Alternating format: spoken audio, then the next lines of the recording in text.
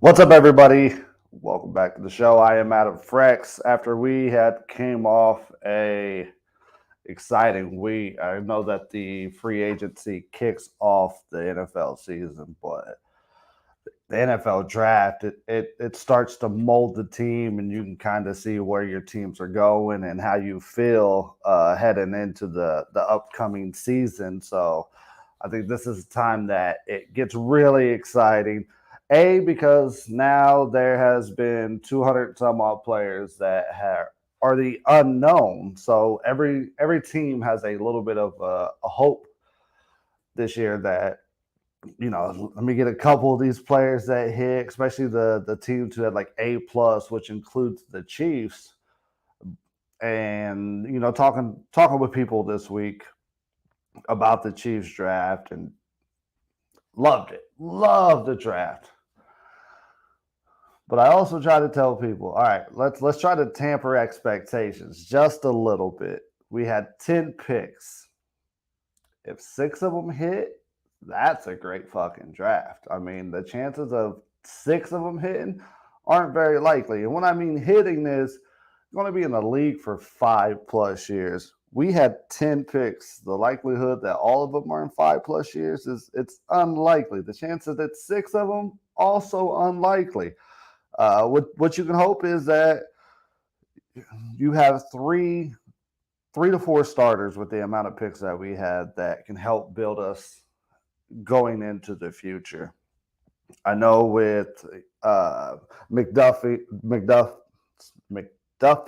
and Karliftis that it really pops off. That's two players that are in Pro Football Focus's top 15 to where, and you got them at 21 and 30. So great value picks, uh, positions that the Chiefs needed to build back up because that was a weakness when it came into this offseason with us losing the corners that we did, Ward,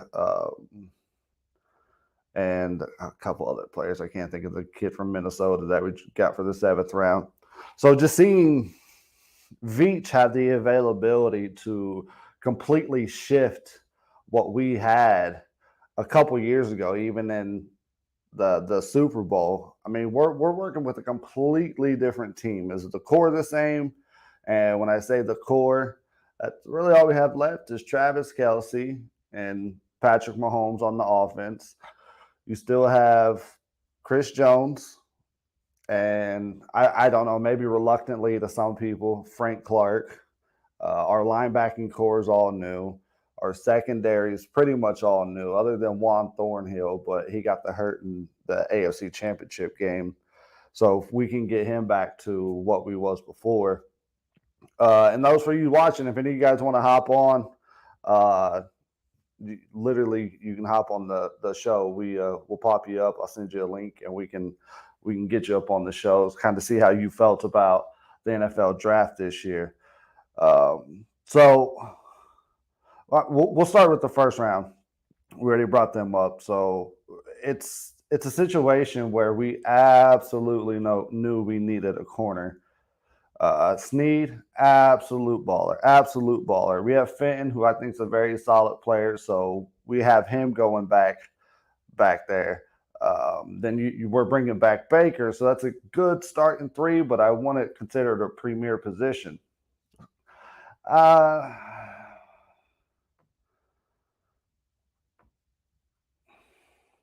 Mail says, hope Kalen Saunders takes some good snaps this year. Yeah, me too, man. But his kind of his boat, not that it's saying starting to sink, but his time's kind of running out when it comes to, is he ever going to get those chances? Is he ever going to take that next step? Are they ever going to put him in a position to be able to take that next step? Can he go over Noddy this year? Like does he get those snaps Noddy was getting?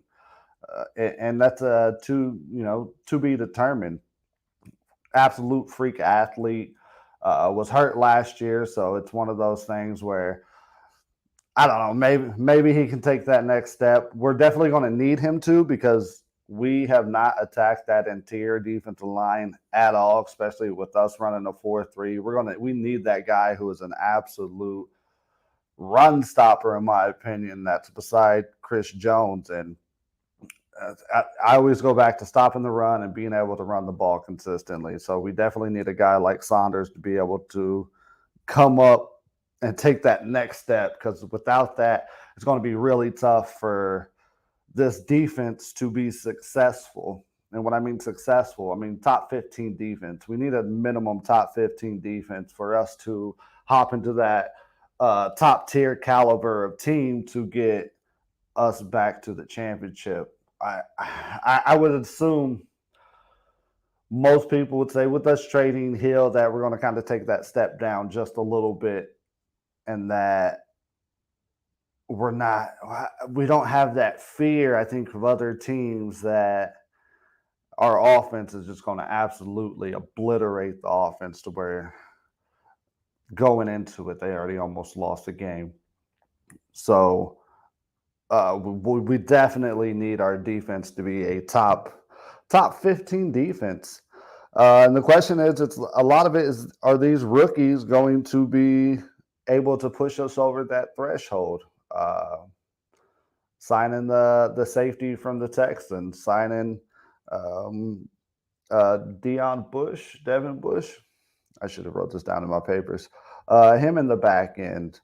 Then you have, a lot of what we're doing is supplementing our defense with a lot of young guys. So can we expect a Trent McDuffie to step in and be a top tier cornerback from what Pro Football Focus says and just kind of his stats? I know he wasn't the number one cornerback taken, but he may end up as being the best one that is in the draft.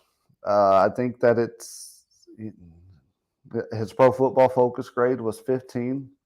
And then you go into a guy like George Karlaftis, who, if we had a guy like that last year, I know ifs, ands, or buts don't even matter, but if we had a guy like that last year on the other side of Clark at the beginning of the season, even if we had Melvin Gordon early in the season, just anybody at the earliest season, may have been a different story going into the playoffs last year.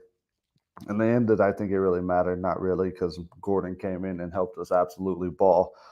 But have us addressing that situation where we drafted Karlaftis and him being one of the top tier rookies in this year, with it being so deep too. I mean, honestly, with me, can you had hope for a better positional, as far as like how deep everybody was for this particular draft for the Chiefs?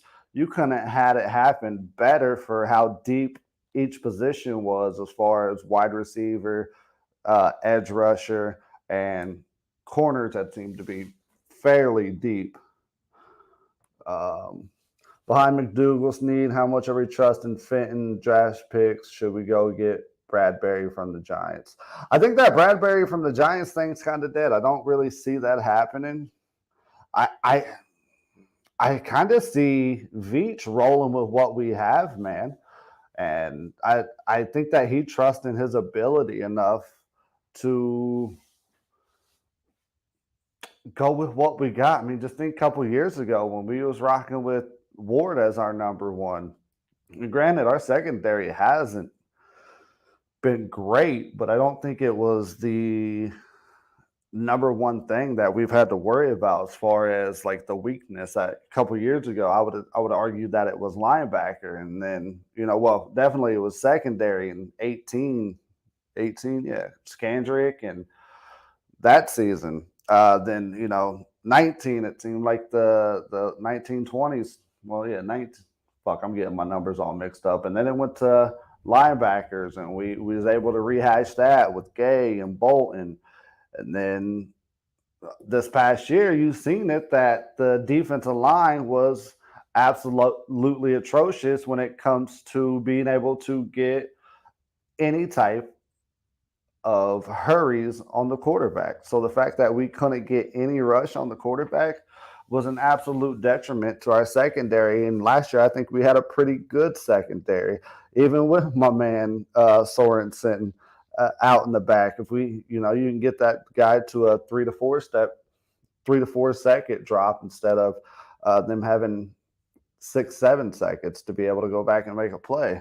It's if you can get that rush, it's going to make your secondary look better, and hopefully that's what the Chiefs are banking on, is that our secondary is going to be better this year, and that we're able to lean on these young guys, because I think that we was comfortable with letting Ward go because we have a guy like Snead. The thing about a guy like Snead, though, is I see him playing slot a lot, because the way that the NFL offense has positioned is that number one receiver is not just guaranteed to be an outside guy. He's moving in the slot. He's playing the X, playing the Y. It really doesn't matter where you put what the playbook says. They're going to move your number one receiver all the way around to set up the best opportunities possible. So I genuinely see Snead. I see him on the field, obviously, every down. Well, mostly every down, but I see him taking up that slot a lot.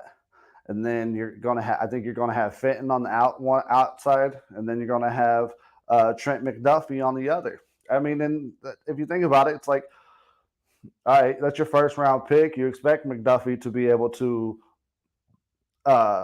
be effective this year, especially with him being your number one overall pick.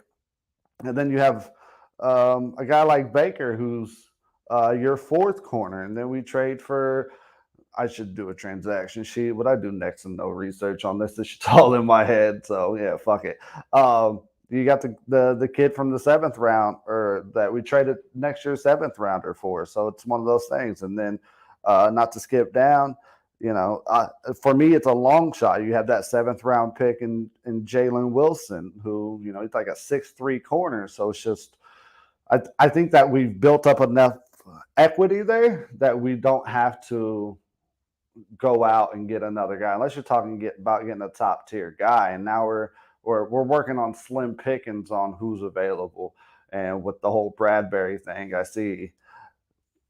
I don't see the Giants getting away from him, or because I want to say, because I heard that this was a month ago we was talking about getting Bradbury, and that something would have happened by now, that if the Chiefs really wanted Bradbury, or if the Giants wanted to get Bradbury off their roster, I would assume that would have happened before the NFL draft. And the fact that it didn't, for me, it makes it a little harder to believe that the Chiefs are going to be able to acquire him from the Giants. So one of the positions that a lot of people were saying that they wanted to draft with the first round pick last year was, this past draft, was that the Chiefs wanted a receiver. There was a multitude of receivers that the fans or people would have been interested in the Chiefs acquiring to help us keep that top tier talent.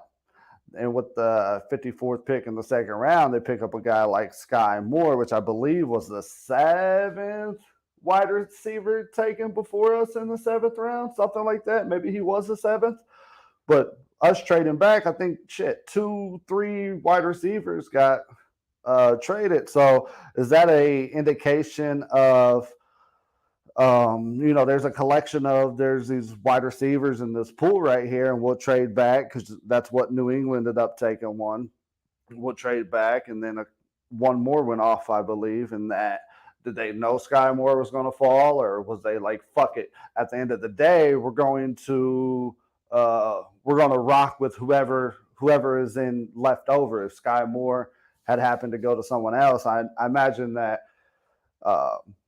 New England had mentioned who they were looking for, because if the Chiefs really had wanted Sky Moore, so like my thing with that is like, maybe the Chiefs, if they had wanted Sky Moore so bad in that pick in the 2nd round, moving from 50 to 54, I mean, do you move back with the chance that, hey, this guy might not be here? So it's definitely one of those things. I kind of wonder what they was thinking in the draft room, moving back there, knowing there was a few selections at wide receiver that was available. Money Mayo, I'm really happy we walked away with Sky Moore and Justin Ross. Ross will be interesting watching camp. Yeah, man, I agree. It's one of those things. I mean, that was Trevor Lawrence's dude his freshman and sophomore year, or his first 2 seasons that he got some actual playing time. And then he had that spinal injury, I believe. And just last year, I think he had a foot injury as well, to where he wasn't able to get on the field as much or be as productive. I mean, you're talking about a 5-star prospect coming into Clemson and then absolutely balling at the peak of Clemson. And you get him as an undrafted free agent. So for the Chiefs, it's definitely it's a win-win situation, because you're getting a guy who's at one point was a 5-star athlete as far as coming into college, a 5-star wide receiver, and then things go bad, and unfortunately he's not able to get back on the field, maybe quite to his hopes, or have the production that he was once having his first couple of years, that he was able to get some actual playing time.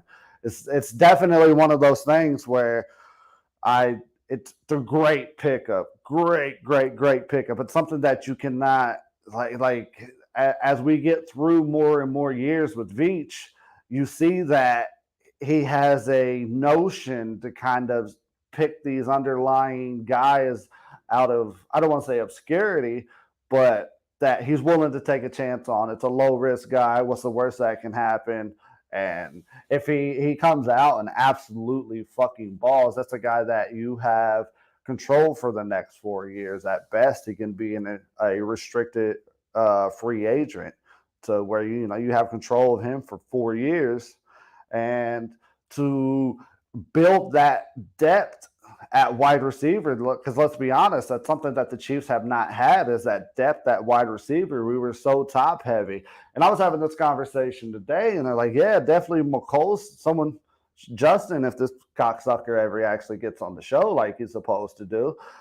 Justin, he was saying, I would assume McColl hops into that number 2 spot, right? And I'm like, no, not necessarily, man. I don't know why you would think that, because just because McColl is like the only wide receiver left over from the last couple of years doesn't necessarily mean that he's going to be the one who's getting the looks or one that's putting up the production, because it's one of those deals where, do we see McCole Hardman's value going up? I mean, do you like McCole Hardman over a MVS, which that one's questionable? Absolutely. Do you like McCole Hardman over a Juju Smith-Schuster? Nah, Juju, granted, these last couple of years maybe have not been to the ability that everybody thought he could be when Antonio Brown was kind of getting all the looks when he was still with the Steelers. So, and now you get a guy like Sky Moore, and I imagine, like us most Chiefs fans, you look at the highlights of Sky Moore, that boy catches everything in his radius, absolutely everything. And the fact that he catches everything with his hands made me fall in love with him even more. It's a name that I got familiar with before the draft, kind of reading some of the mock drafts, but after the draft, I think that's where we start to dive in on kind of who is who, what these players can offer.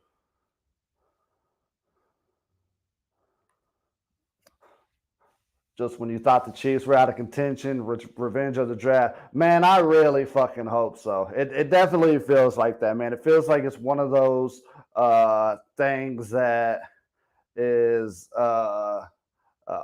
we supplemented our fucking team so damn well. And the fact that we got guys who seem like absolute dogs, I'll go through the second day 2 real quick. Adding a guy like Sky Moore that kind of pushes that depth at wide receiver, who I think potentially could end up as our number 2 wide receiver if the hype's real. That's the thing. A lot of these guys, if that fucking hype is real, Cincinnati safety Brian Cook, last year he only missed 7 tackles out of 100 opportunities. So you're talking about a guy who's going to get his player down on 93% of the time that he attempts a tackle. Then round 3, Wisconsin linebacker Leo Chanel. I'm assuming I'm pronouncing that right. I may be wrong. Chanel, maybe. Okay, and then so I heard comps to him just kind of being in a situation where it's kind of like a Luke Kuechly. So we definitely did well in our draft, especially day one and day two. Money Mayo seen a lot of mock drafts where McCole is number 1, 2 wide receiver, really going to be week to week on how Andy uses personnel. That was actually something that Justin brought up too. He's like, if you go look at these depth charts, man, a lot of he says McColl's at the lowest at number 2. My thing with McColl is he has to actually take that next step. And let's be honest, last year was also his opportunity to be that number 2, and he didn't take that next step to be that next level guy. I don't know if it's a situation where I don't want to say Patrick doesn't trust him, but they haven't worked up to a situation where Patrick hasn't given him to a ball on a consistent basis. Patrick is willing to sprinkle it around to these other guys when he can't go to Tyreek or Kelsey last year. It's one of those things. If you're a guy, you're a guy. The quarterback will say, you know what, my dude can fucking beat this dude. That's where we're going. And if he doesn't feel confident in that, I think it's a situation where he's like, the scheme works best against this particular defense. So these are my reads, instead of just saying, hey, my dude can beat your dude. So I don't think McColl's that kind of guy. So to think that he's just automatically locked in at number 1 or number 2, I can't believe that. It's also one of those things where I don't think McColl, I could see him not being a Chief past this year, or it's one of those things where we add him to a 1-year deal, kind of like we did Robinson, or how Pittsburgh did Juju. Just it's a short-term deal. We'll give it another shot. You've been in the offense. You have been effective. You have been effective in this offense. But at some point, we need to recognize exactly what these guys are in this particular offense. So when someone tells me McColl is number 1 or number 2 on the depth chart right now, but I really think that's just because namesake. There's 3 receivers that I think potentially could pass him up when it comes to attempts thrown to him and completions and yards. Maybe it's to the point where we start using McColl in that DeAnthony Thomas territory. Why not? I mean, that's kind of stretching the limits, but like seeing McColl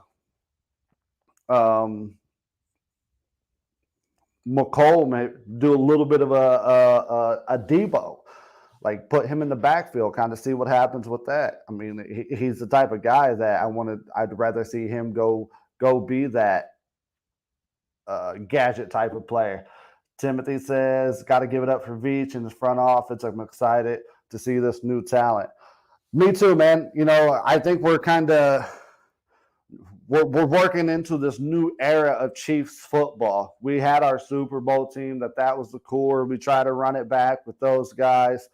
Watching Man in the Arena, just seeing how many times that the Patriots had constantly flipped over their roster. Like, you had a 3-4 set years of who Brady was with his teammates, and they were constantly evolving to just kind of what type of particular team that they were at the time. So it's definitely, I love seeing where Veach has the availability to flip this roster and mold it to the salary cap that's needed with the cap hit that Patrick is going to be hitting, and all the other players, Jones and everybody else that we have paid, to get it to where now maybe we can build a complete team that's just not so offensive heavy, because you can't win the Super Bowl, in my opinion, just on one side of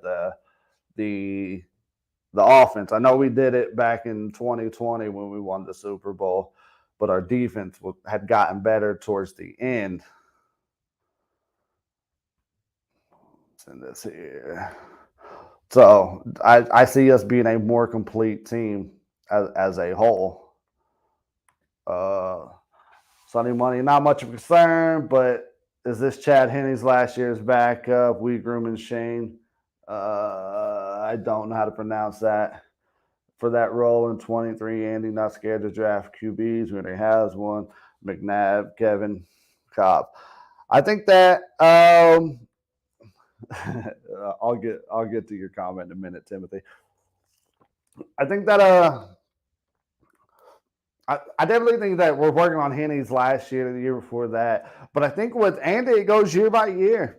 He has no problem taking, you also have to think too, McNabb was starting to work into those early 30s, I want to say 29, 30. So it's a situation where, you bring Cobb in to set behind, even though he was a second round pick. I would be definitely comfortable with the Chiefs drafting the quarterback in the 5th, 6th, 7th round next year and developing him. I mean, we did it with fucking number 9. I can't remember his name. Big ass 6'7", 6'5" dude. Tyler Bray, the third round, the Patrick's backup in his rookie year. So I think Andy's always looking to have that backup. I want to be surprised. I mean, depending on what happens, it's one of those things too where I want to see a Nick Foles guy type of come here. I know we've seen Henne come here. Maybe in a couple of years, that's when Andy starts to all right, maybe we need to start grooming these guys. So, Brady and this one made me laugh. Brady and the Patriots cheated, and they usually have the easiest schedule. We are not alike. All right, brother. I love you. I just can't. I don't know. I can't get with that. And you're not going to talk me out of me. I love Brady. Brady's my favorite non-Chiefs quarterback of all time. So, and as a Chiefs fan, I know that sounds fucking crazy, but it's what it is, man. I get it. I'll let you have that though. I had such high hopes for Tyler Bray and Ricky Stanzi. Ricky Stanzi, man. Fucking breaking Alabama records. Breaking Namath records. He was brittle, bro. He looked like he was 135 pounds, soaking wet coming out of college. Had an absolutely monster of an arm. But in a Herm, he never got that chance with Herm just because he couldn't stay healthy. And that team went to absolute shit in a hurry. What if signing Ingram? That's the thing. So I imagine a lot of us had seen that they put that unrestricted free agent tag thing or whatever on Ingram, and what that essentially is, where we'll get a pick if he gets signed before June or July at that. Then at that point, if he doesn't get signed by anybody, he makes 110% of what he made last year. So it puts us in a situation where if no other team picks him up, the only team that he can sign with is the Chiefs. I think what Ingram's deal is the same thing it was last year. He's not interested in these fucking practices. He's not interested in minicamp, voluntary anything, in which I don't think that he should be. Okay.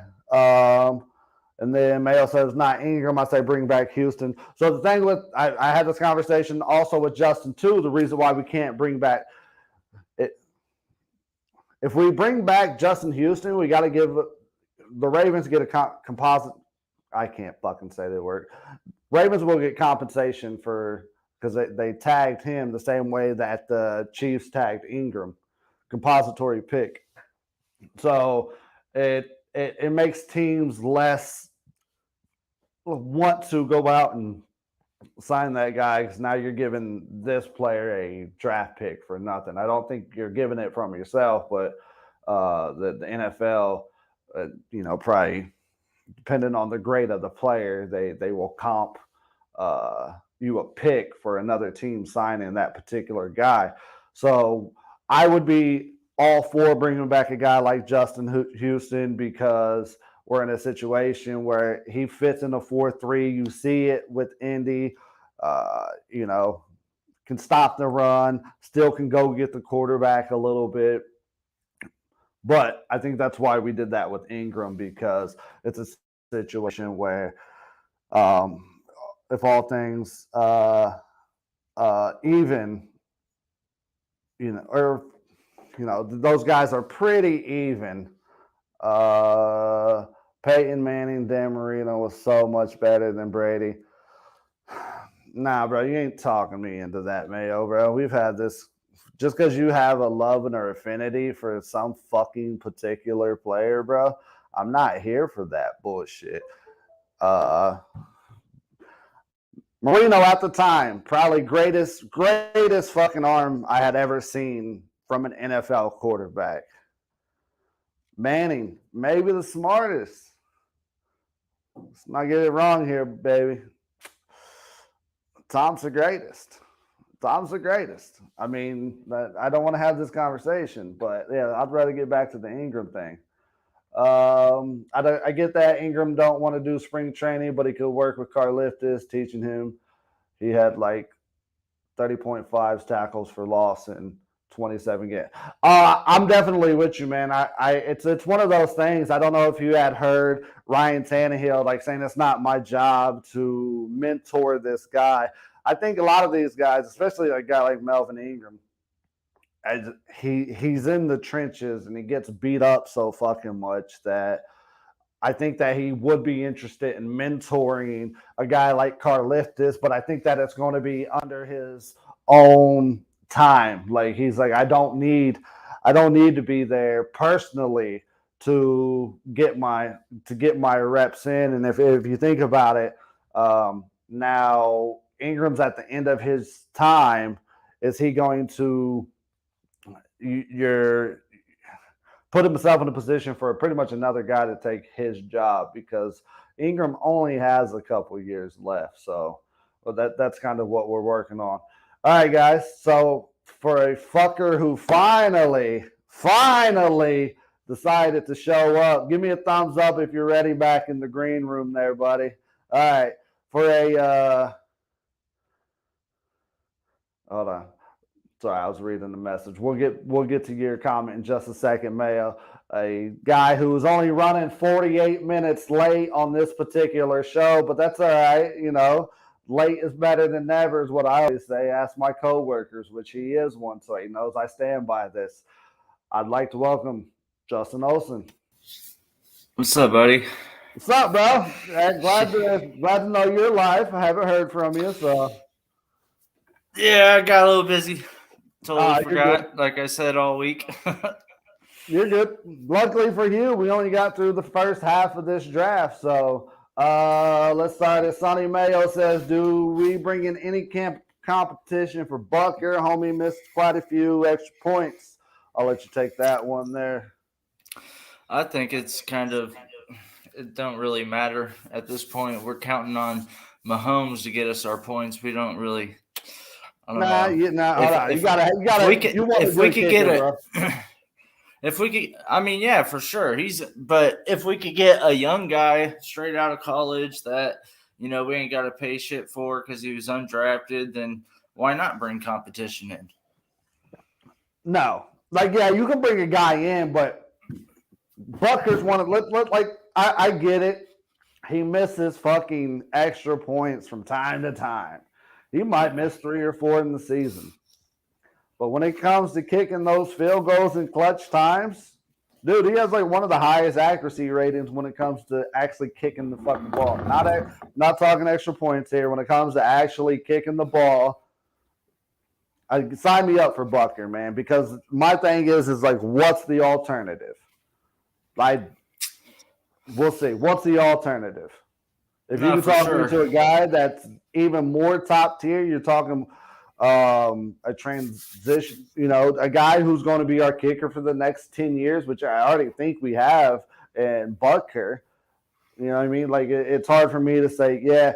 Do I think we need to bring in a kicker? Yeah, just to say fucking Butker's leg. I mean, that's mainly it. But as far as anything, as far as real competition, no. But you should definitely bring in guys. You should always bring in guys just to see what they got, just so we can put eyes on them. You don't know. Butker got fucking COVID last year, I believe, so he missed a game. Shit, I think our punter and our kicker got COVID last year in the same game, so they both missed. So it's one of those things where you always want to bring in guys for competition, but also have an understanding you're just looking to get a first-person view from them. Mayo says, shit, here comes the Jordan Love Pro Bowl talk. Leave it up to Mayo. Yeah, he's not wrong, man. He's just mad because we ain't talking about the Eagles. It's all right, bro. Nah, well, I mean, he's not wrong. That might have. Granted, bro, we was on last week for 3.5 hours. There had to been something asinine that was going to come out of somebody's mouth, and unfortunately, it was you that you like fucking Jordan Love over Jalen Hurts. That's not exactly how that went, but that's how it was fucking perceived, bro. Like, well, I think if Jordan Love ever gets the chance, he's going to be a better quarterback for sure. Hell no. I think Jalen tries to do too much with his legs, bro. He's never going to be that great quarterback that you want. Timothy Spore says, bringing a defensive tackle. Nadi has been hurt. Saunders came back way overweight after being hurt. So that is one position. Me and you was talking to me earlier about, like, would you bring in another wide receiver or would you bring in a top tier veteran? I'm like, no, I think we're kind of deep. But I wouldn't say deep, but we have what we're going to kind of stick at those positions. Defensive tackle is the one position on this roster that maybe you go a star Lutulele if he's still out there, or Jonathan Sue. Is Sue still out there as a free agent? Yeah, so for sure.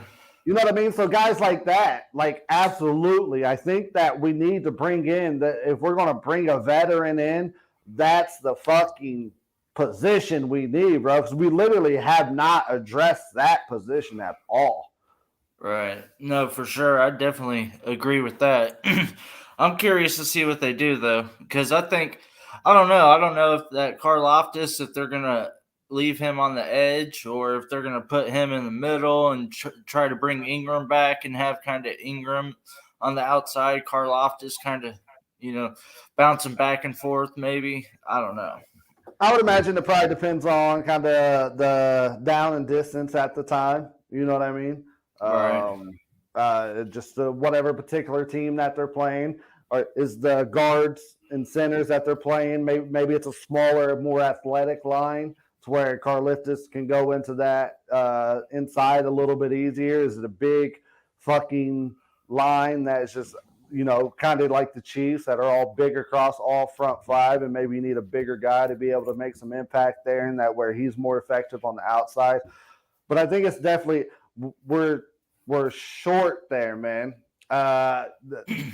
Was Nadi a free agent this year? I can't remember off the top of my head. I think he's still back with us next year, right? I think so. Yeah, and then Saunders and Nadi's been okay. And Saunders been hurt, so it's a situation. It's a situation where we need a guy. We need a guy. Sue would be cheap and effective. Still had 6 sacks over the last season. Absolutely, man, and it's something that he will be accounted for. He also thinks Karlaftis will end up as a DN.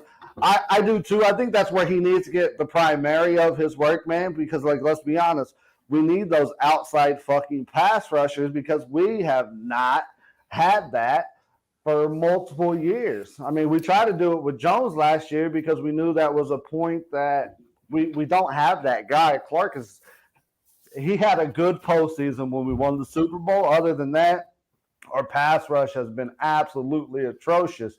And let's be honest, if you're going to get Chiefs Kingdom at Arrowhead absolutely at their top tier intensified, you actually have to have a sack nation. And the fact that we call, Chris Jones has a sack nation, the population's not very large at this point. Right. No, I was only saying Karlaftis on the inside maybe because if they bring Ingram back, I would assume he's going to play more of the end. But I think it's a rotation, man. Yeah. I mean, I think you have 3 D-line between Clark, Ingram, Karlaftis, that it's going to be a rotational thing right there to kind of keep these guys because you want Melvin Ingram in there when you know it's an absolute pass rush situation every time. You know what I mean? Because who's going to – like, he's the one guy that was just absolutely bullying guys last year that I just remember him just pushing people the hell out of the way. So I prefer to keep all three of them on the outside, keep them as edge rushers. Let's bring a guy in like Sue. Mayo says, who was the draft pick you guys will think will make the most impact this year? Yeah, that's a tough one. Hopefully McDuffie. Hopefully. Yeah. I see Sky Moore having a good year too, but due to the fact that we're so deep at wide receiver, I could see it not being as. Are we though? Yeah, for sure. Are we? You think there's no chance that he can't just say fuck it? He ends up as a minimum our number 2 wide receiver? No, not with MVS and Juju. I mean, because they're constantly going to want to put MVS in there for that deep threat. They're going to want Juju in there for. I don't see it. I mean, I see Sky Moore getting play. I see Sky Moore being second or third in receptions, yes, but at the same time, I think target-wise, I think he's going to be on third or fourth and out of all the receivers. Because they have to, they're not going to just go, all right, McCullough, you tried this hard, but you're going to be number 4. Juju, thanks for your 1 year, prove it or not, but you're not the number 1. I don't think they care, bro. I don't think they care just for the simple fact if Sky Moore comes out and he's the best guy. Well, I agree, but you don't matter. Honestly, that does not fucking matter. He's on his transition to the NFL. There's no way he's going to go out and be better than Juju. You don't know that, bro. Look how many wide receivers come in from rookie years and they're balling, bro. Yeah, and look at how many come in and bust. No, I agree. The chance that he's the baller is just kind of high hopes. No, I'm not saying. I'm just saying I don't think it's completely out of the possibility that he ends up at – that's what I'm saying, a number 2 wide receiver on this team. 600 yards, you know what I mean? 650 yards, something like that. Like, we also have to cap expectations of what the number 2 wide receiver. Well, honestly, let's say the number 3 wide receiver on this team, because Kelsey's 1. We don't know who's going to be 2. You know what I mean? Is it going to be Juju? Most likely it's going to be Juju as the number 2 after Kelsey. So this article I just read, they basically broke it down and said Kelsey's going to have the same amount of receptions as normal. Our running backs will have about the same amount, and that leaves 380 receptions to be between all the receivers. Right. So, I mean, you're talking – you think we're going to have a 5-man rotation, or are we going to be a heavy 4? Nah, you'll be a 3-man rotation, and that 4th guy sprinkled in. You think so? I don't think so. I think it's going to be a more of they're going to just plug and play people. They're going to keep them fresh. Nah, bro. There's going to be 2 guys that play. Well, there's definitely going to be a number 1 guy that plays all the time, which is probably going to be Juju at the minimum. And if you think about what we did last year, we were constantly looking for that number 2 wide receiver. Pringle would step up sometimes. But that was the whole point of going and signing MVS was to have that number 2 right out the gate without even looking at the draft. I disagree. I think MVS was purely to sign a guy who can fucking get something over the top. Yeah. No, I mean, I don't know. So, I mean, to go from that Tyreek Hill playbook type-ish to saying MVS is not the number 2, I just don't see it happening. Not right out of gate, year 1 for Sky Moore. I mean, I think Sky Moore's, like you said, I think he's easily getting 650 yards. But I think MVS is going to be somewhere around 750 to 800, if not a little more there. And then Juju's probably going to be right at 1,200. I think you're cutting out on me. At that point, you're talking about a guy who has all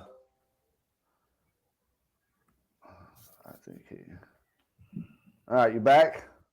All right. Yeah.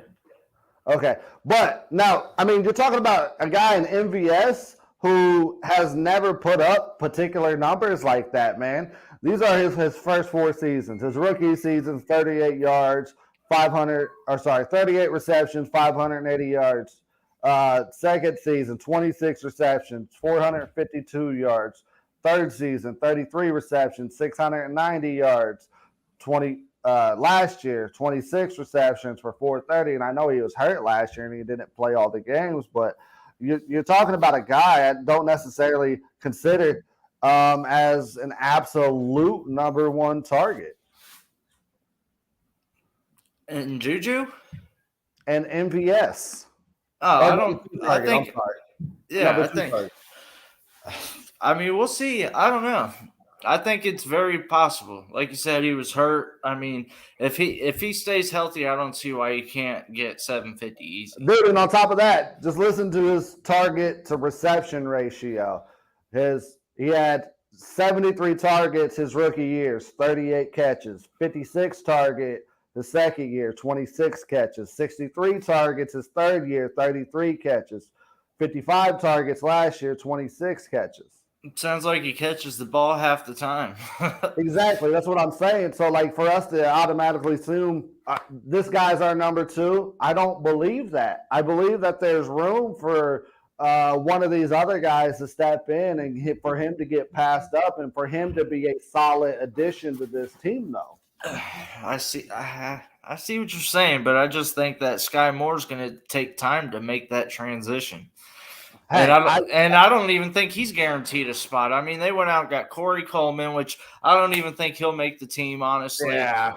And then Justin Ross, I definitely think he makes the team as long as he can stay healthy. I don't know. And then I think, like Josh Gordon, we didn't keep him for no reason. And then you got McCole too. Like I don't know. McCole's like our freezing up every time I unhook this damn phone. Yeah, McCole's like our Sonny Mayo says I am a Corey Coleman supporter. Who knows, man? I mean, when it comes to Coleman, I don't fucking know. Who fucking knows when it comes to That's that what guy? I'm saying. It's hard to figure out. I keep losing you, brother. We got like a solid 5 receivers that can potentially be that number 2 guy, but I think MVS is going to be that guy. I would love Sky Moore. I would love Sky Moore to be – I'd love Sky Moore to be number 1 guy. I don't believe we have 5 solid receivers to be a potential number 2. I don't think McCole Hardman's a number 2. I don't think Corey Coleman's a number 2. I don't think Justin Ross is going to be a number 2. You know what I mean? Like, we're actually limited on that number 2. The chances of Gordon actually being a dude again, I hope he is, man. I like that we brought him back, but let's fucking Justin's good on the feet. Really? He's lagging on mine. All right. So like the idea that we definitely got a number 2, I don't know. I don't see that. So we have potentials, man. You can talk me into we got potentials. All right. Yeah, we have potentials, but like a definite, I don't know, man. We have a bunch of unsures because we've never had a guy who's pushed kind of that 1,000-yard other than Josh Gordon, but he's 30 years old. Like my sleeper for rookie of the year on our team will be Kennard. He's going to be a phenomenal right tackle. That makes our line that much better. I agree 100%. That is like, maybe we're all feeding into our own fucking hype train here, man, because, like after the draft, you're reading everything and it's been nothing but good praises for the Chiefs. So it's definitely one of those things too. And for him to be an All-American, for him to have that absolute chip on the shoulder and be such a monster of a guy, bro. He's like 6'5", 330. To have that guy over in the right tackle, that is probably one of the guys offensively. That's probably the guy who has me more excited than Sky Moore because that was the one side I think. I'm talking offensively. As far as rookie, we only drafted 3. You know what I mean? I get it. I like Sky Moore a lot, bro. I think he's going to be huge. I think he's going to be I think he's he's going to be be our. positive too. I think he's going to be our touchdown machine, bro. That's how I feel about him. I feel like the quick little slants right to him. He's a tackle breaking son of a gun. Of course, I feel like that was you're arguing with college. yourself at this point, though.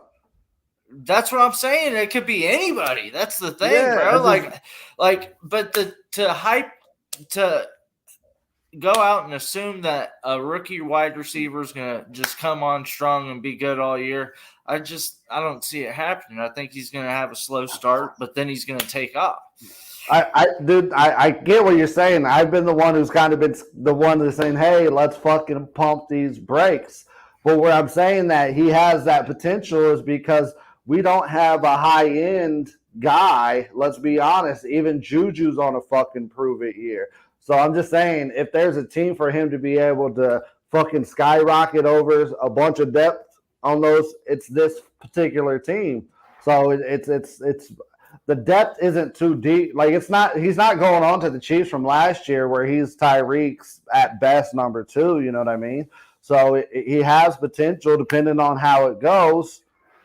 He may end up as the 4th receiver. He may end up as one of our better guys. So it's just saying that there's really a balance in between there at all. I don't think there's a definitive spot that any of these receivers have.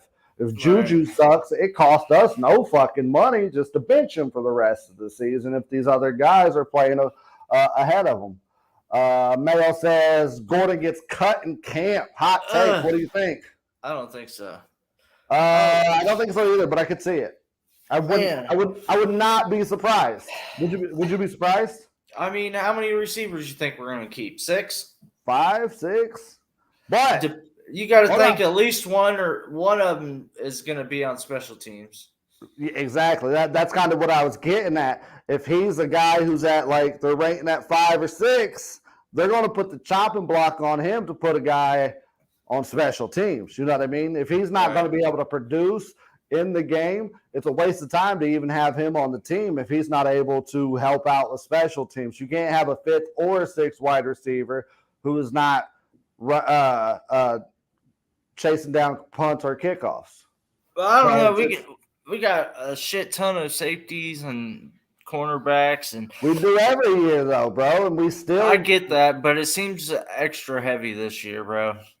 And that could be just me, but I could definitely see them. Dude, it's usually the same number every year. It's either 9 or 10 defensive backs, depending on what type of defense you're playing. 3 or 4, 3-4 or 4-3. You know, sometimes if you have a 4-3, we'll probably end up keeping, 4 ends. 4 edge rushers. 4 down linemen, so you'll probably have 8 defensive linemen total, 6 to 7 linebackers, 10 defensive backs. So it's just the numbers are always about the same. That's too many people. What do you mean? Well, we usually have 10 safeties and cornerbacks combined. That's what I said. Defensive backs. Oh, I thought you said 10 safeties and 10 defensive backs. No, 10 defensive backs. Okay. No, I might have said that, but the coffee would get to me sometimes. So yeah. No. I mean, yeah, I don't know, but I could definitely see them corners and defensive backs making the special teams. Like Brian Cook, we went out and got him. I don't see him starting at safety. So he's going to be – I think he's going to be a special teams guy. That other guy we got in the 7th round, Rasheen or whatever his name was, I think he's going to be a huge special teams guy. Pacheco, I think he's going to be a big special teams guy. I don't know. We'll see. I think a lot of our draft picks are going to be on special teams for sure. Okay, you can't even say. So this is where we had this discussion earlier, man. There's going to be at least 3 of these guys who don't make the fucking team. I don't know, bro. You can't tell me 10 of these guys are going to make the team, bro. 10 of them? 10? If you hit a home run, you hit a home run, bro. It is what it is. Bro, I can't think of the last time. No, I get it. It's not going to happen, bro. It's not. The percentage, bro, if you were betting, I know you would not take that bet. No, not without $1,000,000 to 1 odds. That's what I'm saying, bro. So that's what I'm saying. The fact that I don't see, maybe I'm wrong, but like an Isaiah Pacheco's not even guaranteed to make a team. Like No, that's one of those guys. He's that just screams practice squad. But think about how many Jaylen running backs. Watson. How many running backs we got on our squad right now? We got room for them. No, I agree. He's a special teams guy, so that's just doubles his chances.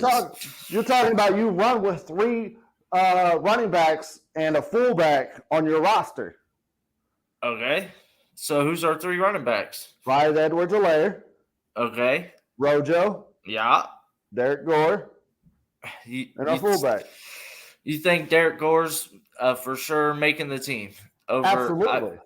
I mean, absolutely. You don't think Gore would make the team, bro? He deserves it, but I'm just saying, if this Pacheco guy has more to offer to us and he fits our quicker offense and special teams better than Gore, who's bigger and, I don't know. Nah, I get it. Isaiah Pacheco ran a 4.3, bro, but me and you both watched his highlights. He's not a 4.3 guy on the field. Like, let's be honest here. He's not a 4.3. Maybe in the open field, yeah, he can bust one open, but so did fucking Damian Williams, all right? He could bust it open if he had nobody behind him, and he could outrun a lot of guys.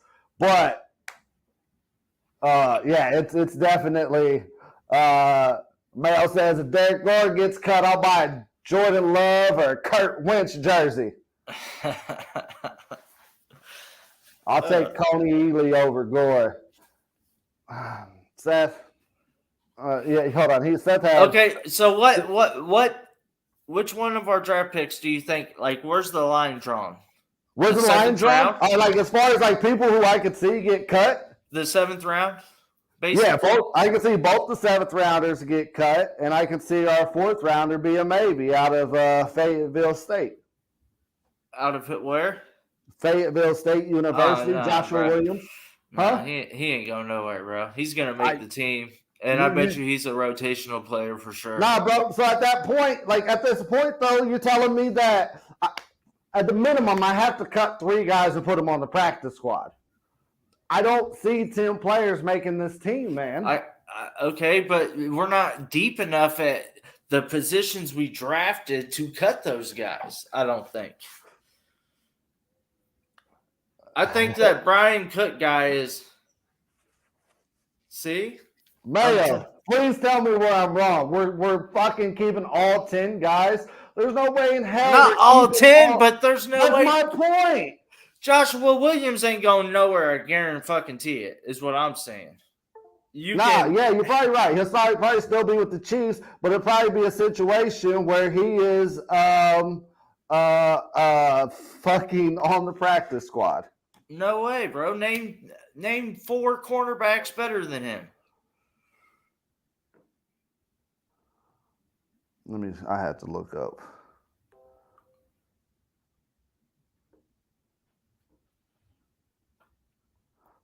Looking up the Chiefs draft from last year.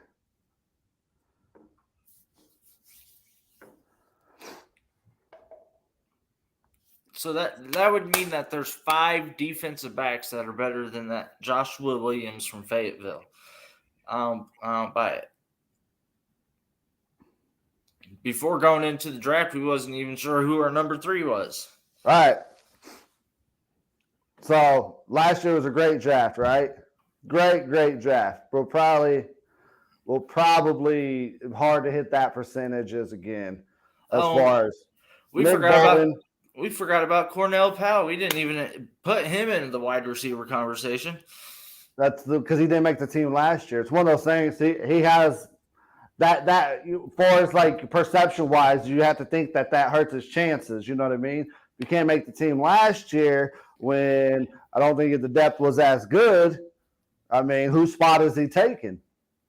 I don't know. That's what I'm saying.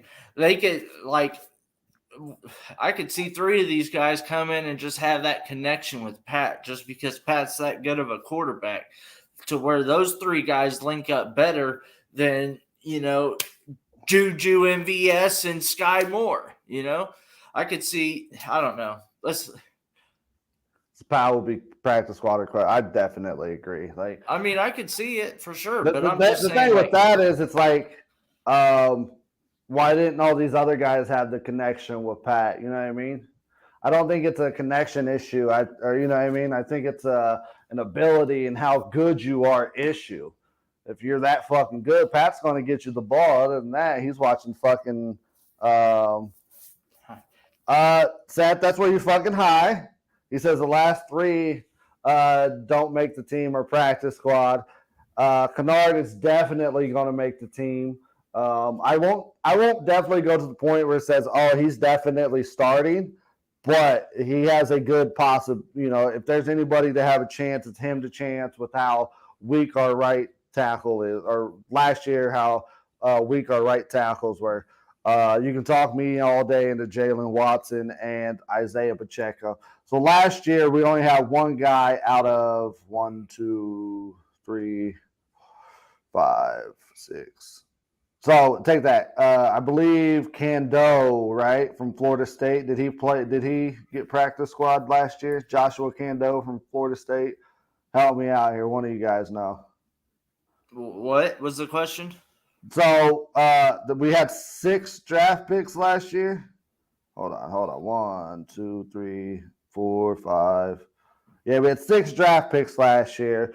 Powell didn't make the team, and I believe Joshua. I think he made the team. Is that with a K and ends with like a DOH? Yeah, did he make the team? I think he did make the team because I remember seeing that jersey. Yeah, number 59, I believe. Yeah, he was on the team. All right, so last year we hit it good. So it's one of those things where, it definitely worked out in the Chiefs' favors last year, where we hit above those particular percentage. Seth said he went to IR. Kando was practice squad just for a few games, is what Mayo said. So that's what yeah. So yeah, I didn't think that he was, because I don't remember seeing him. So you said 5 out of the 6 guys made it. Yeah, technically 4 out of the 6, because Kando he was practice squad beginning of the season, and then it was one of those things where that you could bring your practice squad player up.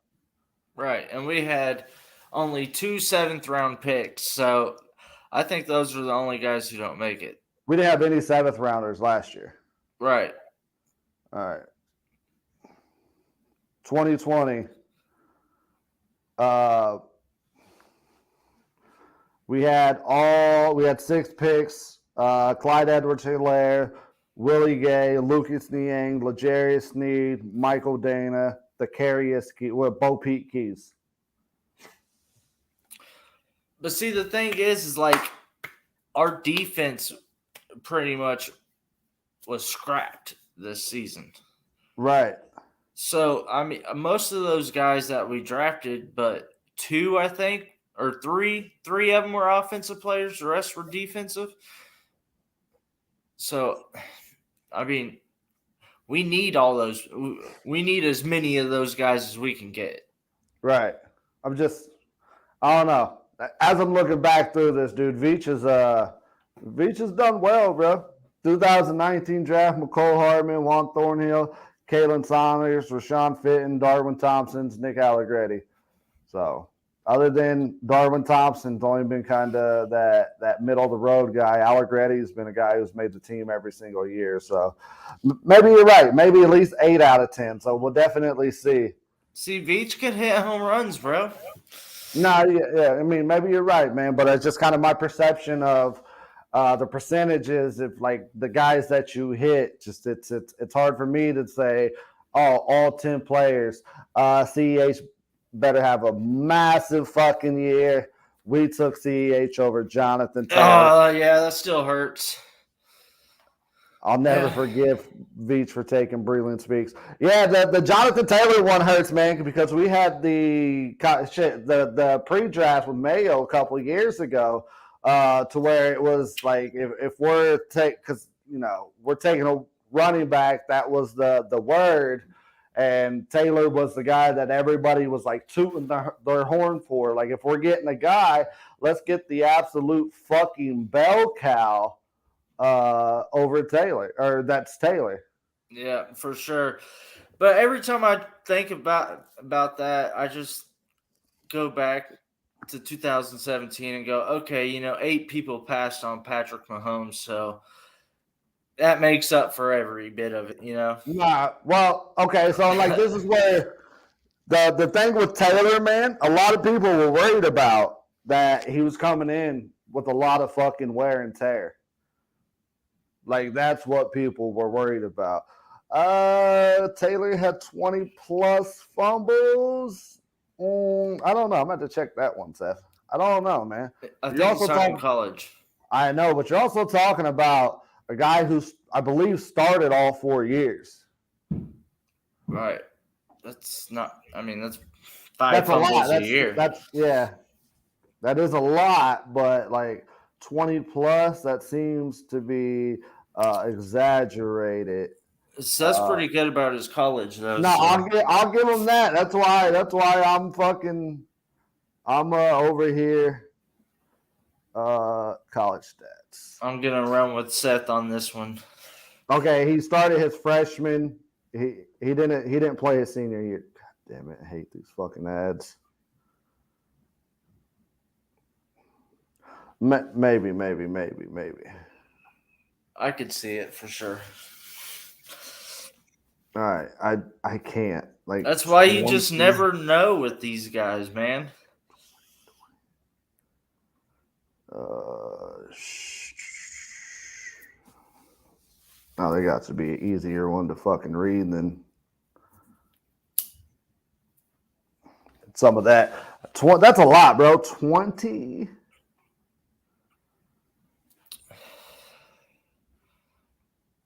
Think about it. If he had a slow freshman year, had 10 his freshman year, and then just,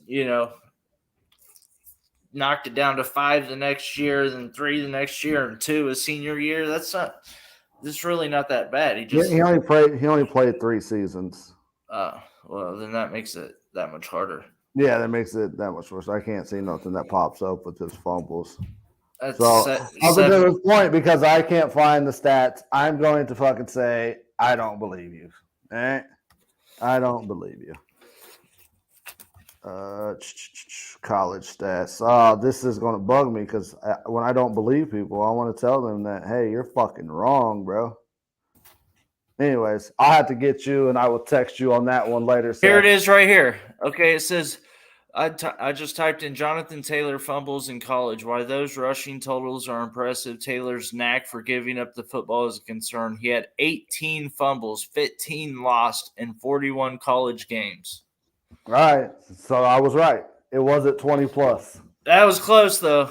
Yeah, it was a good fucking solid number. So, all right. So, what do you think about us bringing in Brian Cook? What is your hopes that a guy like Brian Cook, what you perceive, maybe not in the future for a guy like Brian Cook, but what can he be to this team next year?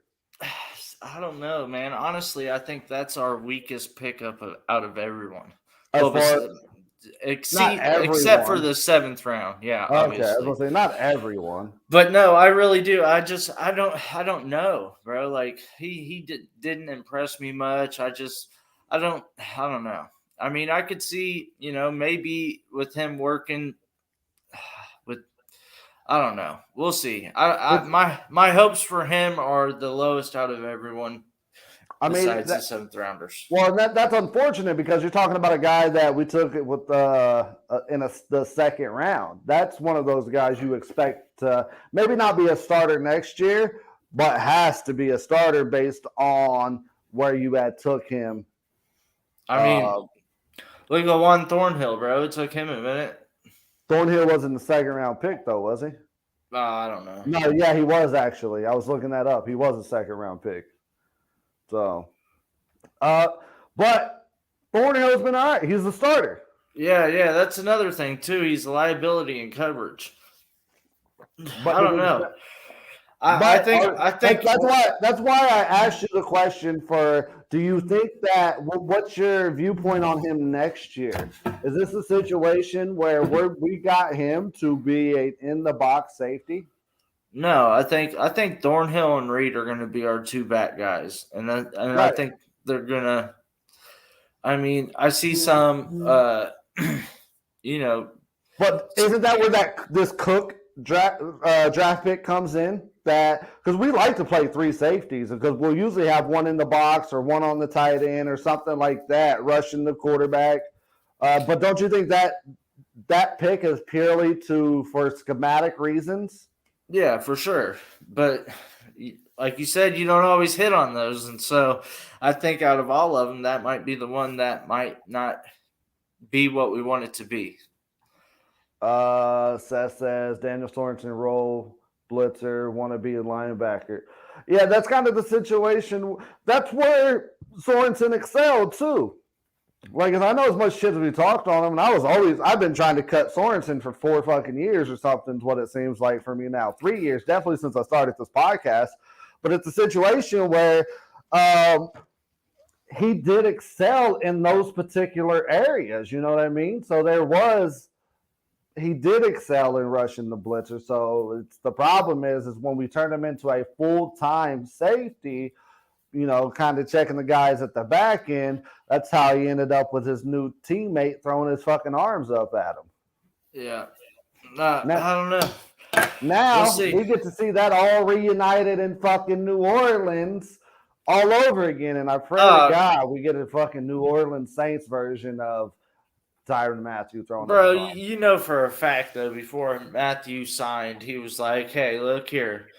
If you They're probably cool with each other, bro. They are probably cool, but I'm sure Mathieu was like, "Hey, look, if you want me on this team, Sorensen blitzes only and plays special teams." Mail says, but the plus with Cook is he adds to our pass rush. Spags likes to use DB. And that's kind of what I was getting at. He plays that third safety role to where if that you can plug him in and as a guy who can go get the quarterback and just or even go in and stuff the run. Like we like to play a lot of 6-4-2, you know what I mean? Right. 6-4-1. So I think Chanel will be more of that guy. Possibly. But the thing is that probably all depends on the particular package that is out there. Because the thing with Chanel is that he's a downhill runner. You're not going to get him if you're going to those picks back to back with Brian Cook and Leo Chanel is like not the best at coverage. You know what I mean? Hard hitting guys that are going to hit you in the mouth. So like to say that's Chanel, like that's not been his MO mostly. You know what I'm saying? Yeah, but I mean, why else would you? I don't know. I think that was one of his main features was just being able to, blitz the quarterback. I think that's to stop the run. It's to stop the run to help against the run. Yeah, but I mean, he's still going to get to the quarterback. So to go off of this, Chanel won't see the many snaps. We use a lot of two linebacker looks, not taking Gay and Bolton off the field. We had that discussion earlier after the draft or earlier this week that Chanel, like that's what here's a Mail says Chanel felt like a luxury pick. And I'm kind of like I'm with that because like I said, we're going to be playing a lot of 4-2, 4-2-5, 4-1-6, you know what I mean? So it's going to be a lot of situations where number-wise he doesn't get in the game. There's just going to be particular packages that we use him because we don't use – let's be honest, like we're 4-3, but it's not a traditional 4-3 defensive scheme that we like to play with. I think we're going to run a lot of 4-2-5 this or – Yeah. Yeah, 4-2-5 this year. Yeah, I think that's what we're going to be running a lot of. Yeah, I really do. I think that's that's more of our base. So that's mostly our base because at 4-2-5, that means you have that nickel cornerback in there. So it puts you in situations. A lot of teams will have 3 wide receivers on the field. Where Chanel's going to be nice to have is like when it's fucking 4th and 1 and we can't stop anybody when it's 4th and 1, it seems like. When they run down the fucking our throat, we have a guy maybe who's willing to punch his head in there. Also, that's where Brian Cook comes into play too. Now we have guys who are just, they're violent players that they can get those 3rd and shorts, 4th and shorts. And if this is where, if you think about it, dude, with how teams had played us last year, if it was 4th and 3, damn near past the 40, even on their own end of the field, those teams are going for it. So, we have to also build our team against other teams doing everything they can to keep Patrick off the field, figure out how to get those. Like, how many times did teams score when we got them on 4th and 3rd that they're like, fuck it, we're close enough to midfield, we're going to go for it. All right.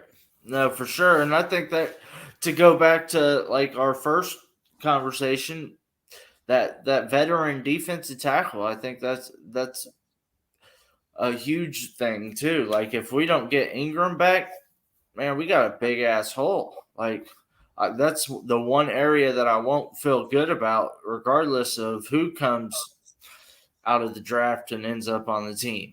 Yeah, I mean, that's the thing. Even if we do get Ingram back, if we don't find somebody who honestly can fill that gap, it's going to be a tough get to for our edge rushers, because you don't want to see Karlaftis on the inside most of the time, man. You want a guy who is a traditional defensive tackle. Right. No, for sure. But that's the thing about that tag that they put on him. It's like we really won't know until, what was it, like almost July. I believe it's July. Yeah, so I don't know. I guess it's something that they're just going to make us think about. Oh, that would be fucking awesome. Bro, if we could get Linval Joseph, I'd be all about that. Yeah, but that's the thing. We need a guy in my opinion, we still need a guy like that to help us in these that particular field.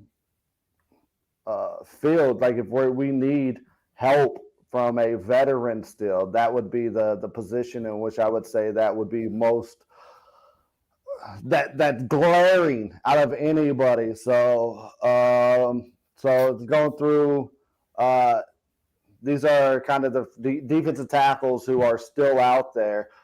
Eddie Goldman from Chicago, this is how they have him right. Brandon Williams from Baltimore, and Ndamukong Suh from Tampa Bay, Linval Joseph from the Chargers, Star Lutulele from Buffalo. I'm not even going to try to. Larry Agujabi from Cincinnati, Nick Williams from Detroit, which I believe he was with the Chargers. He was solid. Sheldon Richardson, Gerald McCoy, and it kind of starts to fall off. Corey Peters, when he was good, when he was in Philly.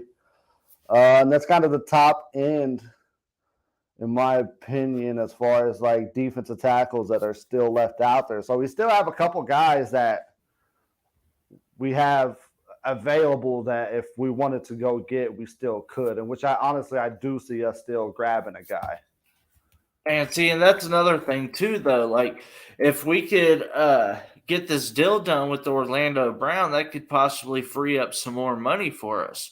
That's why I thought that they'd possibly want to get that done maybe before the draft, just so they know where they was sitting. But I don't know. I think that's key to get a deal done with him, maybe free up some more money, and then we can definitely sign one of those guys. I think we got the cap space for it. I think we got plenty of cap space for it. I don't know. I would think Joseph wouldn't be a very. You're talking about one. No, but at this point, man, like these guys are like 30s. You know what I mean? Right. Joseph is 33. They're not getting a $10 million deal, bro. Sue's 35. Sheldon Richard's 31. McCoy's 34. So you're talking about guys who are at the end of their rope, so they're not getting. They might get a $5 million deal, 1 year, $5, $6, $7 million deal. That's going to be the type of signing that I see them getting. And so, like, Star Lutulele would probably be my particular preference as far as the defensive tackle that I would be looking forward to get. I'd be cool with Sue Richardson or Linderbaugh. Yeah. All right, so let's kind of finish this draft up. Round day 3, Joshua Williams. Why are you so big on Joshua Williams? I think I don't know, just because he went to a small school, I feel like that hurt his draft. I felt like everything else, though, like he's a good-sized guy. He's taller than the other corners that we got. I'm pretty sure he was like 6'3", 215 pounds or something like that. Huge for a corner. Huge for a corner. Bro, and I think that's something that we need. Like, you got to think Mike Williams, he's a big dude. We got to be able to match up with him twice a year at least. And then, I mean, I don't know. I just think just the way he played, he seemed like a solid guy all around. And if he could, make that transition and still be able to hold his own, I think he'll be a definitely huge pickup. It's one of the I don't know enough about the guy. I don't know. We'll see. I like us getting a big corner. Mayo says watch the tape. It's one of those things that I haven't actually watched any film on him yet, so I don't know enough. But just kind of what I read, the measurables, we'll see. I mean, I like a guy that a 6'3" corner. You can't fucking hate that. If he does work out to be something, dude, that's definitely a lockdown size on one of the ends, and kind of how we play with our defense, where we don't really chase their best corner. We lock down one side of the field. It was kind of like what the Legion of Boom did with their big guy out on the opposite side of Sherman. So I can't remember his name right now. So it's definitely one of those things. I love the size. We went over we pretty much went over Kennard, where we expect him to, if not be the right tackle, to push for that right tackle job.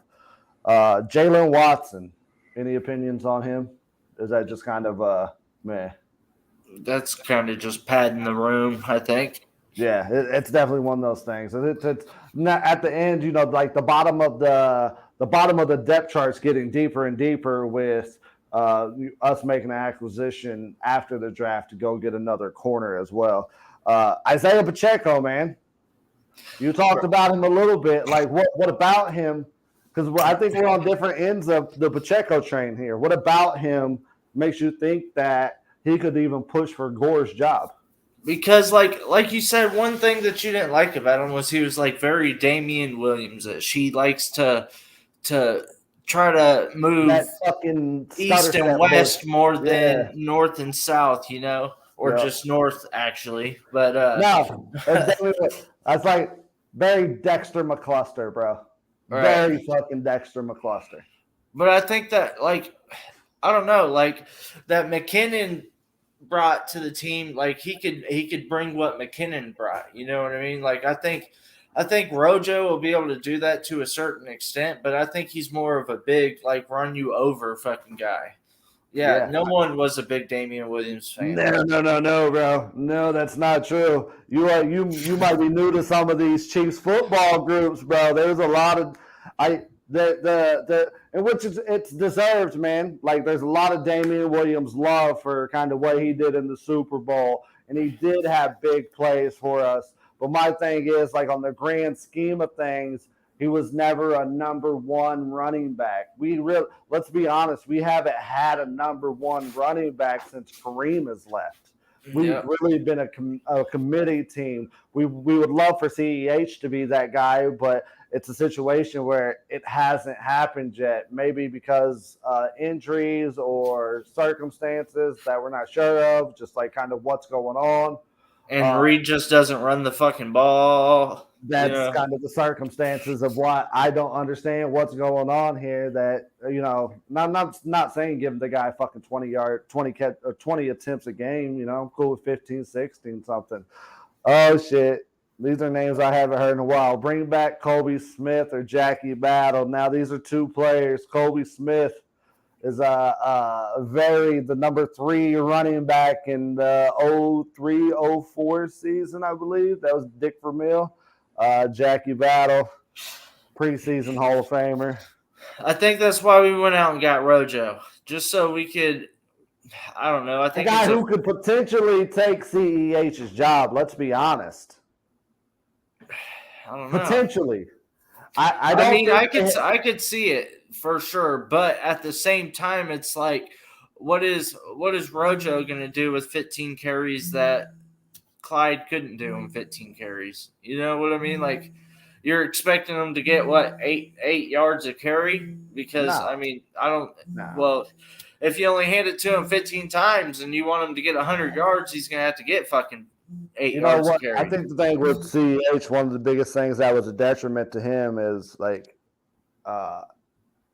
short yardage situations. Yeah, for sure. So we didn't execute as the best that we could maybe in these situations. So it's just yeah. We'll see what happens though. I mean, I think Ronald Jones could potentially take the job, but I don't know. I'm a Clyde guy. I want Clyde to succeed, but we need Andy to hand him the fucking ball. No, I agree, but I think it's going to be the same thing. If McKinnon, like McKinnon last year, if he got, he did something with those little bit of fucking plays that he did get in there. There was definitely a difference in the way that our offense flowed compared to CEH. Granted, before he got hurt versus Pittsburgh, he had started turning that tide, man, and I think he had like an 80, a couple 100-yard games and an 80-yard game. So it was definitely one of those things where he was turning that tide. But it's definitely we're going into this off season. It's very exciting, kind of what's going to happen from here on out. You have mini camp coming up, rookie mini camp coming up this weekend, I believe, or next weekend. The training camp is a couple weeks away. That's something that Talking Dynasty needs to figure out something in St. Joseph while they're at training camp. Mayo. Don't know. He's got jokes, bro. For being an Eagles fan, he sure does got a lot of jokes. Oh, yeah, that's because he's got a lot of time to think of jokes while his team's not in the playoffs. I'm over here watching playoff football. Sorry, Mayo. Well, at least he knows Jalen Hurts is better than Jordan Love. All right, that's like we're never going to bro. Put Jordan Love on that team, and I guarantee he does better than fucking Jalen does. Hell no, bro. He could throw the ball better than Jalen. No, Jalen just has that extra dimension to him that makes him. You're tripping, bro. Bro, I'm telling you right now, if Jalen couldn't run, it'd probably make him a better quarterback. But he's still stuck with that college mindset that he. Bro, we're in a new era of the NFL, bro. It's okay to be a mobile fucking quarterback. I agree, but whenever your mindset says run first, throw second, that's not right. I don't see that. It's very Lamar-ish. Nah, bro, I disagree with that completely. I don't see. I don't have that same perception of him at all. You seen how bad the Packers got with one fucking start with Jordan Love? Yeah, against the Chiefs team. In Arrowhead. He played in the worst fucking stadium he possibly could have for his first game. Dude. And I was there watching it happen. Well, hold on. Jordan Love almost beat the depleted team. Yeah, that's you get the fucking out of here, bro. Hey, that's true. That's true. We almost lost that game, bro. He almost beat us. He didn't have, I believe, Devonte Adams got hurt in that game, I think. Yeah, you're Yeah, But you're tripping, regardless, bro. he didn't have anybody to throw it to, and he still fucking almost beat us. Well, Yeah, Aaron you're Jones fucking mainly. tripping, bro. To think that he was the reason that no, bro. They scored 3 points? 10 points? Yeah, Jordan Love almost beat us. Is that the perception we're going to go with from that fucking game? Let me look here. I'll Yeah, tell you. Real quick. please look at that. Please look at that fucking score. Because you're telling me Jordan Love almost beat us. Because I saw that game way fucking differently than both you and Seth. The fact that that's how you guys perceive that Jordan Love almost beat us, you're fucking tripping. He did. What was the score? Let's see, 13-7. Yeah. He scored 7 points. He almost beat us, right? He had 200 yards with the touchdown and an interception. He didn't have a bad game at all. Oh, He was getting hit left and right. Hold on. Y'all fucking have stat revisionist history. They scored that 7 points on their last fucking drive. Yeah. No, because they got the ball back.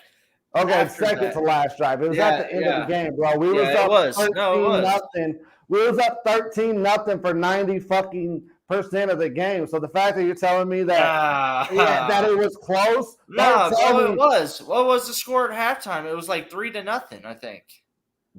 I don't know. You're the one who got the stats up right now. You tell me. So they don't break it down quarterly. So it's just it's one of those things. No, they didn't score till late, bro. We had shut them out. We were shutting them out. No, I know that, but Jordan Love was getting smashed left and right. The words you guys are using to describe that fucking particular game blows my mind.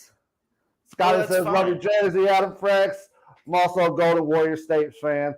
Brother, I love jerseys. I'm actually a Lakers fan. I like Curry. I root for a lot of guys who went to KU that are in the NBA now. So right now, with the Lakers not being in it, and I'm a basketball jersey collector.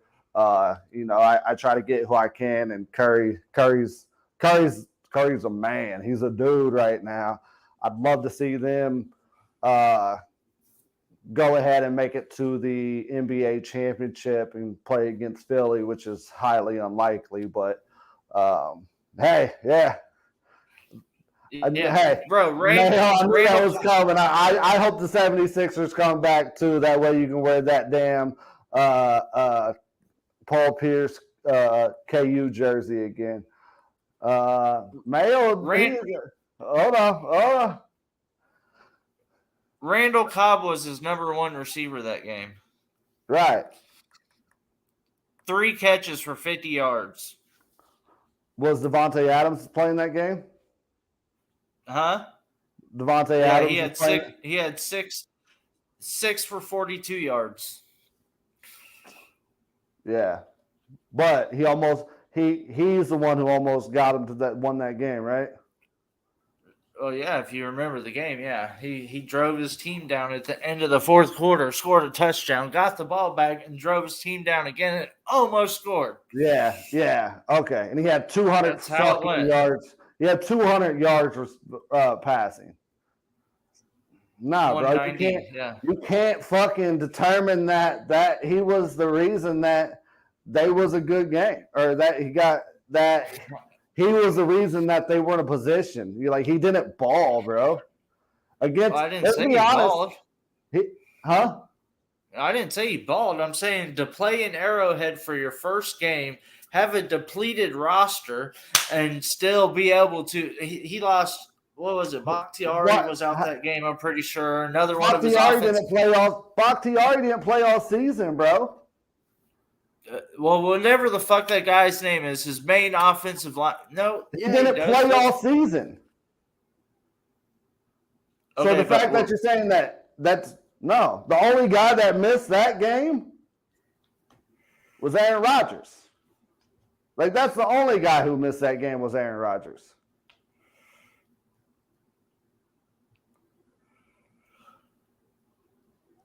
We can have Kingsley Kiki was not playing that game. You don't even know who the fuck that is. Kevin King, the quarterback. That has nothing to do with fucking Jordan Love. Diaguara, the tight end. Mercedes Lewis, the tight end. All right, that's one you can talk me into. Dennis Kelly, the tackle. You don't even know who that is. The tackle. Well, you just read me that he's a tackle, but you don't know if he's starting or not. All right. Well, regardless, I'm just telling you right now, Jordan Love is going to ball one day, and I can't wait to go back to these podcasts and be like, hey, Mayo, hey, Adam, what up? I told you Jalen Hurts was a bum, wasn't going to be in the league still by the time Jordan Love was a starter. The chances are is that we're going to come back to these podcasts, and let's say, I don't know, 5 years from now when Jordan Love ain't in the league, and then we can pull up this podcast and be like, fuck, this dude was right. Hey, what was the last bet you won against me? Because I don't remember because it's been that long. I don't remember the last bet I made with you. Let's see. You said the Patriots would win the division. I remember that one. Oh, yeah, Josh Allen wasn't going to be what was it, a top 5 quarter? I don't remember what it was, but it was something against the Bills. I'm still holding on to that, all right? All right, well, I'm just saying.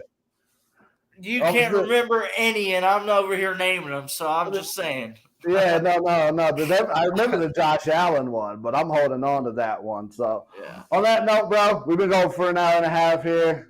Any last words? Go Chiefs.